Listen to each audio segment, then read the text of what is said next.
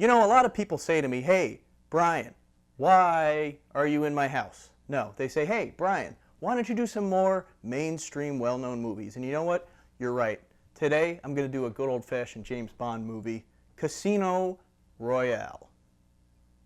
From 1967. Gotcha!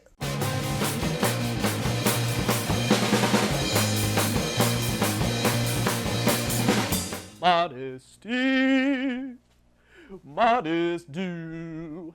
Oh wait, that's the wrong movie. I'm sorry. Casino Royale from 1967 is a spy comedy thriller directed by quite a lot of directors, actually, and starring quite a bit more people. Too many to name in one breath, so I'll just give it to you like this. Music by Herb Alpert and the Tijuana Brass. Boy, that's always a good time, right? I don't know if I'm being ironic or not anymore. And did I mention 60s babe after 60s babe after 60s babe? So first of all, this movie was way more down the middle than I had been led to believe it was for all these years. Still to this day, it gets slagged by critics. Everyone refers to it as this incomprehensible mess. But it was way easier to follow than I was expecting. The whole thing looks pretty grand. It's very nicely shot. They blow up a mansion at one point. I can't tell if that's real or not, but since it was the 60s, it probably was.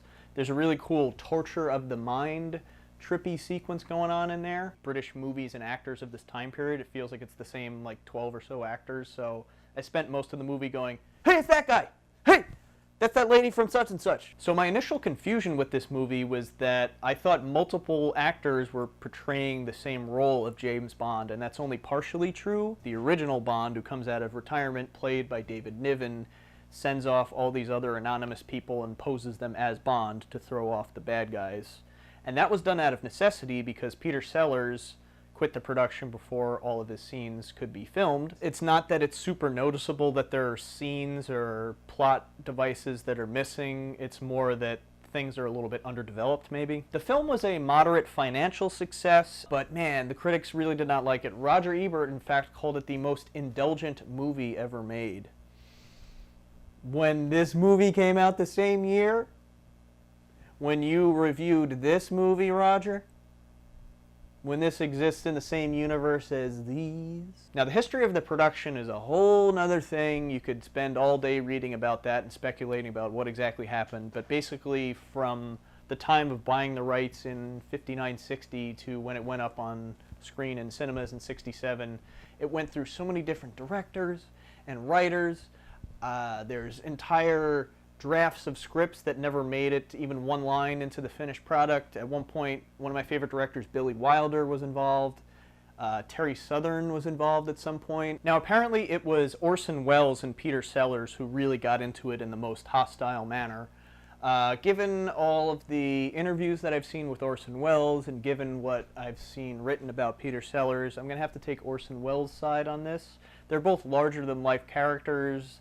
Neither of them seem like they want to be upstaged by anyone. At the same time, I'm someone who's reviewed the movie A Safe Place featuring Orson Welles, and between this movie and that movie, I can 100% believe that he said, hey, I'll do this movie just as long as I can do pointless scenes of me doing magic tricks. But based on the story of Peter Sellers torpedoing Ringo's funny lines in The Magic Christian, keeping them all for himself so he wouldn't be upstaged, he seems like a real dream to work with. This one isn't going to have a lot of memorable lines in it, such as, never trust a rich spy, or, what should we do with this dead person's wig? Oh, I don't know, we could just leave it as a family heirloom. Oh, Christ almighty.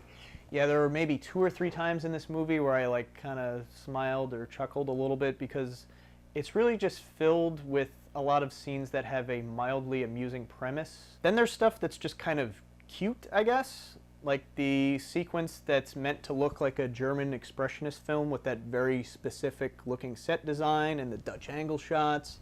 And then there's stuff that's either too British or too stupid or both. It's really not all that memorable either. In fact, I had no memory of actually watching this movie, which I apparently already did like a year or 2 ago. It's not so bad it's good, and it's not completely insane 60s excess like Beyond the Valley of the Dolls, speaking of Roger Ebert, or Psych Out. I'll give the movie this. It did not feel like 2 hours at all. It was a breeze to get through. Now, mileage will vary depending on your predisposition to movies of this type, and I'm telling you here first, listen up, critics, you better stop trashing this movie so much, because it is not that good. It's not that bad, it's also not that good. If you like legendary British comedians like Ronnie Corbett and Peter Sellers and Bernard Cribbins, if you want to see screen legends like John Huston and Orson Welles, I got good news for you. They all appear in one form or another in this movie.